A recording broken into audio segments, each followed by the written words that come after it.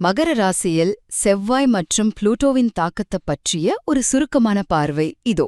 மே 22 முதல் 30 வரை உச்சமடையும் செவ்வாய் புளூட்டோ கிரகங்களின் மோதலால் மகர ராசிக்காரர்களுக்கு 2 வருஷத்துல முதல் முறையா ரொம்ப பெரிய மாற்றங்களும் அதிகார போராட்டங்களும் நடக்கப் போகுது. முதலாவதாக உங்களோட வேலையும் ஆற்றலும் எப்படி இருக்குன்னு பாப்போம். தொழில்ல இருக்கிற அதிகப்படியான வேலைப்பழுவுக்கும் உங்களோட தனிப்பட்ட உணர்ச்சிகளுக்கும் நடுவுல ஒரு பெரிய போராட்டம் இருக்கும். தொடர்ந்து ஓடிக்கிட்டே இருக்கிற ஒரு மிஷின் எப்படி ஓவர் ஹீட் ஆகுமோ அதே மாதிரி தான் இதுவும். அதனால மனசையும் உடம்பையும் கூல் பண்ண சின்ன சின்ன உடற்பயிற்சிகளை கண்டிப்பா செய்யுங்க.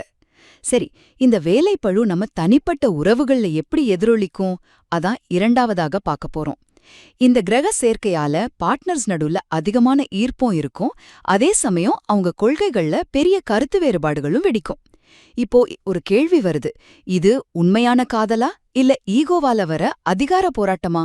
கொஞ்சம் யோசிச்சு பாருங்க. ஜூன் 10ஆம் தேதிக்குள்ள இதுல ஒரு நல்ல திருப்பம் வரலாம். ஆனா இந்த திடீர் விரிசலுக்கு உண்மையான காரணம் என்ன தெரியுமா? பெரும்பாலும் பணமும் முதலீடுகளும் தான். இறுதியாக நம்ம நிதிநிலைய பற்றி பாப்போம். புது பிசினஸ் ஆரம்பிக்கணும் இல்லனா தைரியமா ஏதாவது இன்வெஸ்ட் பண்ணணும்னு உங்களுக்கு ரொம்ப ஆசை வரும். ஆனா எப்பவும் பாதுகாப்ப விரும்புற உங்க லைஃப் பார்ட்னர் கிட்ட இது பெரிய வாக்குவாதத்தை உருவாக்கும். எப்பவுமே ரொம்ப சேஃபா இருக்குன்னு நினைக்கிற மகர ராசிக்காரங்க இப்போ ஏன் திடீர்னு இவ்ளோ பெரிய ரிஸ்க் எடுக்கணும்? அதுதாங்க செவ்வாய் புளூட்டோவோட மேஜிக். உங்களை எல்லைகளை மீறி செயல்பட தூண்டுது. சுருக்கமா சொல்லணும்னா, உங்களோட பிடிவாதத்தை கொஞ்சம் தளர்த்திட்டு திறந்த மனசோட ஓப்பனா பேசுனீங்கன்னா இந்த நெருக்கடியான நேரத்தை கூட உங்களோட மிகப்பெரிய வெற்றியா மாத்திக்க முடியும்.